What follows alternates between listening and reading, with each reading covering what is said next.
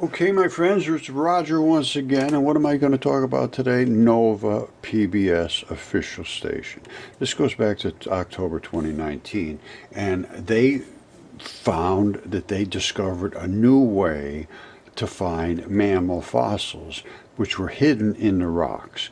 What they did was they called these things concretions, and they would take these big rocks and they chip away at them until they get to what they wanted to find, which was bones. That's all they look for, is bones.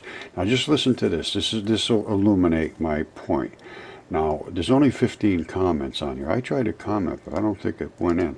I'm going to try again, as you will see, and because I emailed these guys, both of these guys that are involved, and I'd like to discuss my evidence showing that these concretions are literally the bodies. They're chipping away the flesh to get down to where the bone is, and and then the bone looks like stone because and I will show you. I have some that I can absolutely show what they're doing and what they're finding. But anyway, here goes.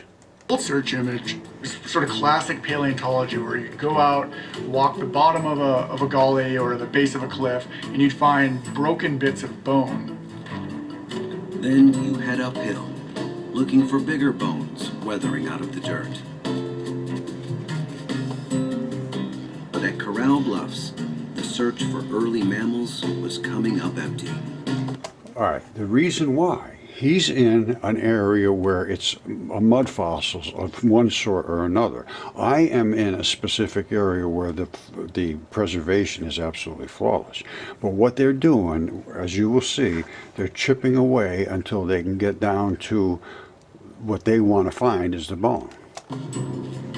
I immediately started just searching for bone and not finding anything. No bones. So I was pretty frustrated. What could I do to find fossils here? I have no bones here, none whatsoever. This is as close as you're going to get to a bone here, which is, there's no bone in it, basically. It's all turned to mud as a mud fossil. The anatomy is here, there's no question what it was. And you can get the DNA out of these now. That's where the marrow was. That is actually a piece of bone that is still there. That little tiny spot is left of what bone was in here. So it's called nucleophilic substitution. When these are buried in a muddy substrate, they penetrate whatever's in that mud into here. Now, there could be blood, there could be kidney juices, there could be bile, there could be all kinds of different things. Vein blood, which is black, red blood, which is red, and they weather away. And the creatures were gigantic. And what they're doing, as you will see, let's keep going here. The fossils were there. Tyler was just looking for them in the wrong way.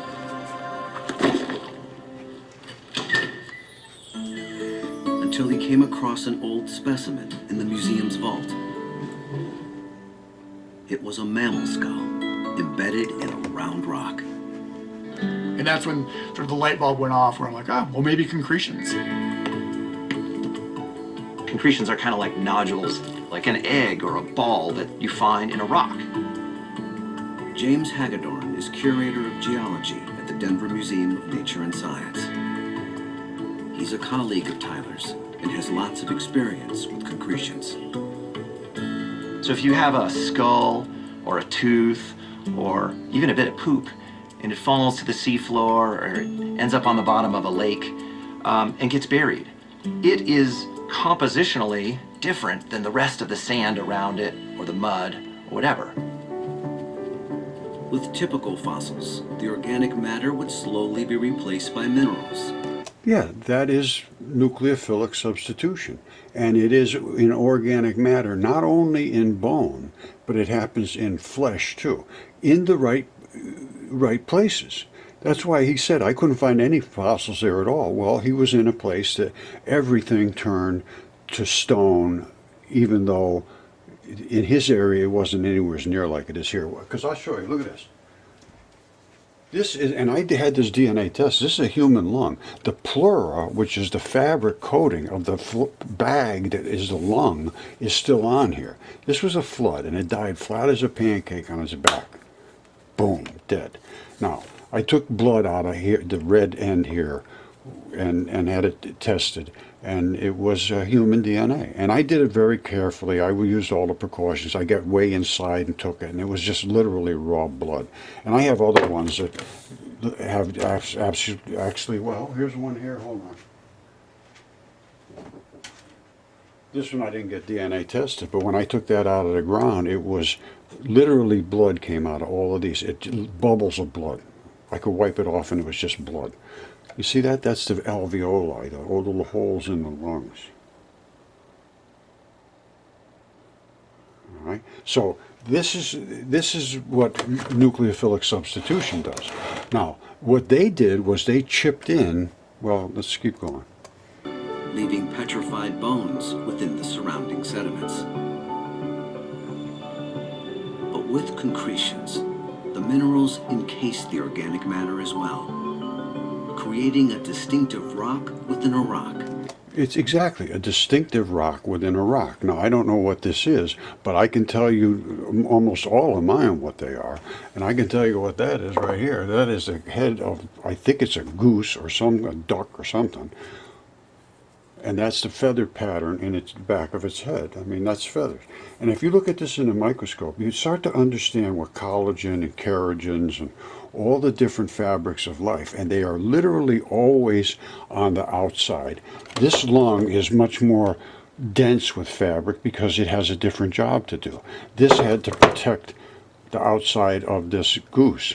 Now, if you know what to look for and you can understand anatomy, you can actually see where the neck was and all that. But because, again, this is nucleophilic substitution, all of that biology now has converted to basically the same stuff. If I put a little water on there, you'll see it'll be different on the outside than it is on the inside. And I will put a little on here right now and let it just sit for a minute while we're doing this, because it only takes a minute or two. It absorbs back in here pretty damn quick. Oh, I don't know if you can see that or not, but that's where that,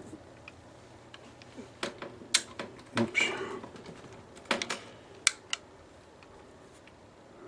Maybe you can see a little contrast there, I don't know.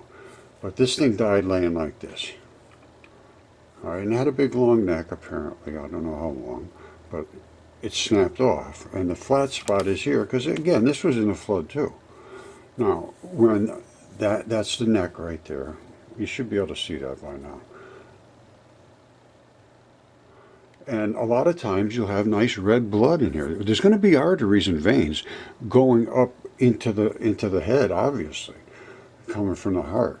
So you could, if you dig around and look carefully, you'll find them. And a lot of times they'll actually leak their blood right out. You'll be able to see them very, very well. So what they're doing is taking fingers and so forth and chipping them away. Now I can show you something very cool right here that is, hold on, let me just get it. Okay, I'm going to just let him finish up, and he's talking about why they could never find any fossils there, just like you're not going to find them here on my property either. You're going to find mud fossils, and that's what they had there. A little bit less preservation, more crumbly, but basically the same preservation technique. And now he's going to be talking about honest mistakes, and I say they made an honest mistake, and it's time to change. And it's been, 10 years that I've been fighting to have, and it's never had been seen, so I'm going to let him play this out. Now, this is Nova, so if they give them the time to see this stuff, and they showing this as being so important, I think I have something to show, and maybe Nova would like to speak to me. I'd love to. Period right after the dinosaurs went extinct. People have been looking for fossils in Corral Bluffs for over 100 years, and they just didn't look for concretions, but they were looking for actual leaves, or they were looking for bones. Now, would every single bone concrete? No. The only way that would happen is if they were all in the same conditions at the same time, which is the same as what I have here. So everything preserved into rock, based on nucleophilic substitution, based on pH, water conditions, transition metals in the water, and all that stuff. That's why they never found any fossils there until they started breaking them open. But they're just looking for bones and leaves and stuff. It was an honest mistake. Honest mistake. The concretions here are formed by a mineral called apatite, which is not usually associated with terrestrial sites like the Denver Basin. Apatite is nothing more than flesh. Literally nothing more than flesh. They actually use it to make fertilizer. And if you go to the hardware store and you look for bone meal and blood meal to feed plants, and that's what it is. And there's another place where it's found, which is very, very interesting. They claim that they stuffed apatite into the terracotta warriors. There's a lot to start to look back on. Apatite is the same mineral that my teeth and bones are made out of, and so are yours. Yeah, your whole body is In made marine up. settings, in ancient oceanic deposits, they're pretty common. Prior to working on this project, I had never seen an apatite concretion in a terrestrial setting. It's super rare. Yet here, in plain sight, apatite concretions have been hiding priceless specimens from one of the most important periods in mammal evolution. Every one of those is a mud fossil. Every single one. They're right. But they're not concretions that just grew by themselves. Not every single bone does that. I mean, it's just crazy to believe that. You know, they call me crazy, but I'm telling you what I have found, I'll just go forward here. Tyler has a paleontological gold mine right there. I mean, there's just nothing like it. That's where the thing they should have just taken it out of the ground like that. They chiseled it down until they could find a bone. But their specimens are not good. So they really have to crumble it down to try to find something that is different from the rest of it, because the flesh is so invaded on theirs, where mine are just pristine. I mean, literally pristine.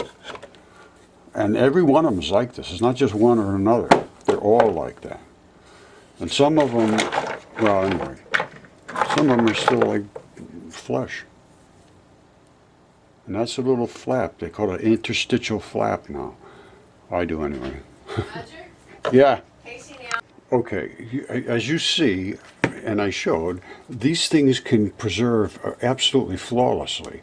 And if you didn't know what to look for, you might be able to dig in there if you were real careful and find, you know, the edges of all of the anatomy is what they do. Because a lot of stuff will peel off pretty good because of membranes. Membranes are the key. They separate things in the body. So if they can get down to the membrane like that covers your bone, like that's why you see that's the kind of stuff they're looking to try to get down to. This just absolutely peeled by itself because it was in a condition here on my property. I have just everything is like this. I have nothing but mud fossils, and I have hundreds and hundreds and hundreds of them, and some of them are gigantic, and they are just flawless.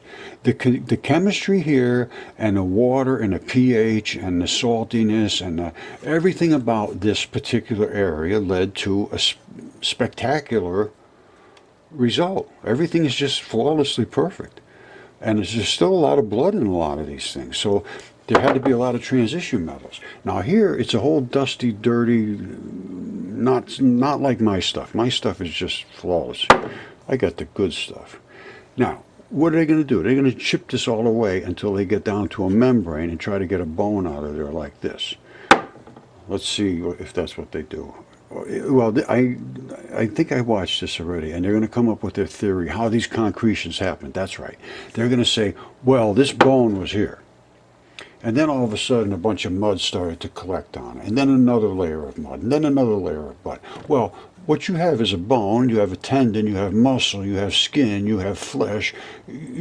Everyone's a layer. And so now they're finding layer, layer, layer. Well, yes, but they're just peeling it down till they get to what they look for as bones. Bones are not in mud fossils. But I will show you one here that's going to blow your mind, because I got both sides of the bone. One has the muscle on it still, and the other side is completely bald. I'll show you. But let's finish up with them. All right, here he goes. Inside. That kaleidoscope of minerals get attracted to that tooth or skull or tree root or something, and they start to grow around it layer by layer in the sediment, kind of like a pearl in an oyster.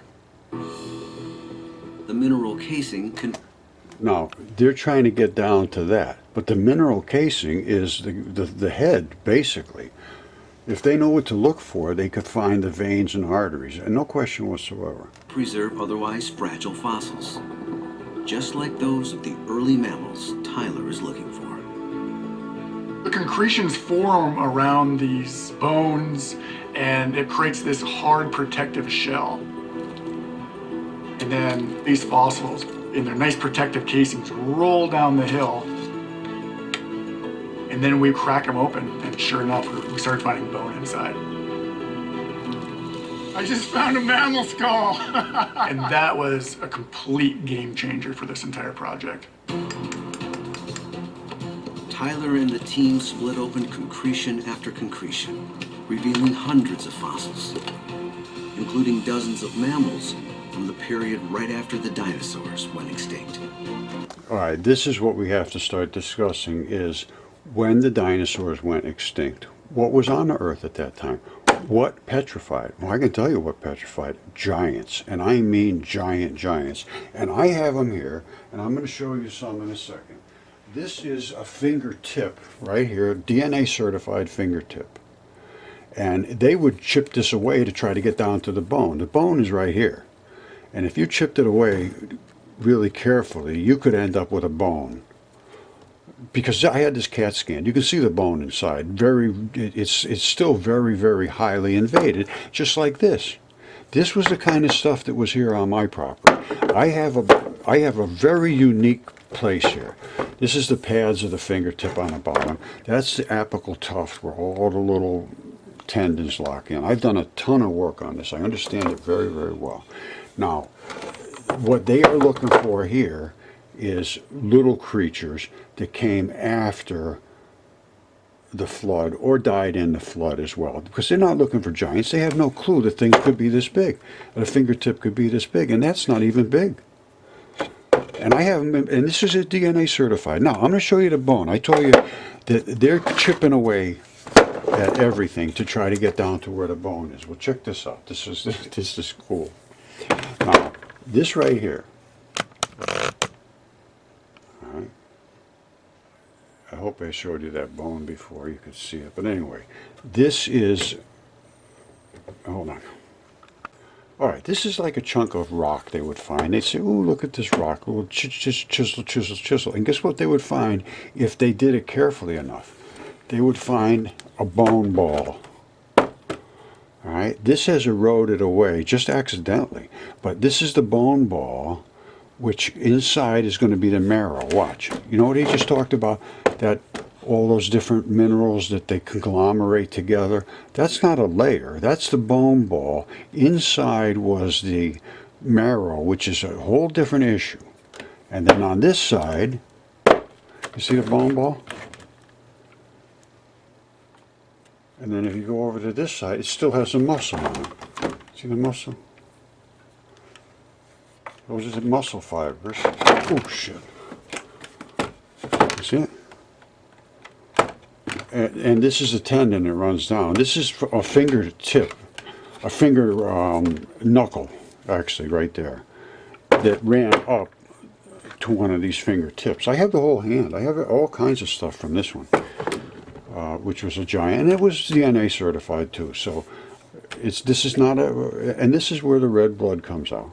And I've got so much of this stuff. It's crazy just to overlook this now. It's just being dismissed because it's too much for any of these guys. Now I sent this information to these two guys that are making this claim, and I like the way they think.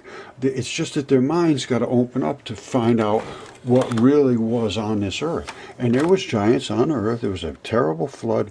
Velikovsky took all of the information from everywhere in the world, recorded it, presented it in a book, and was destroyed. I have presented all my stuff for 10 years, destroyed. Now, you can walk around and look at these little rocks and call them concretions and then see if you can get a bone out of them, or you can just talk to me. I can get you some bones right here. Not only do I have that stuff, I have new species. And I mean, I have several different types of new species nobody's ever seen before. And this is what I call a no-toe. That's not a shoe, that is the guy's foot. And that's the arch of the foot, and that's where the fibia would have sat. And the tibia here, the big bone, sat into that little cradle right there. And this is where the blood came in the front. And it's somehow sealed up like a little medallion on the front there, that little round spot. And they have the toes built into the feet. Now, and I have a bunch of other people that have spectacular finds that are so spectacular that nobody can allow them to be seen. Basically is what it boils down to. The universities refuse to look at anything. And I have everything. I have CAT scans, I have DNA, I have specimens coming out of my ears. So it's time to discuss this in an open way and not just spend a lot of time, to me, walking around in circles when all it's got to be done is put in an open format, open forum. We can all see it and think about it and say, wait a minute, let's see what really is here. Because it's here. There is no questions about this anymore, if somebody would look. Now, if they can come up with a reasonable doubt, then we'll obviously discuss it. But so far, all they've been able to do is say, oh, this guy's got to be crazy. That's insane. Anybody may think about that. Well, he's just a dangerous problem. We just dismiss him, don't talk to him, stay away from him, block him. Don't allow him to say these things in public. And that's what happened. It's the same thing happened to Velikovsky. They made him take his book off the bookshelves. And that was academia. And they're doing the same thing to me, say the exact same thing. I'm not trying to put any, I got a book out there, but I just put it out basically it's free, or maybe 99 cents or something. And it was about Velikovsky and how his treatment from the same people.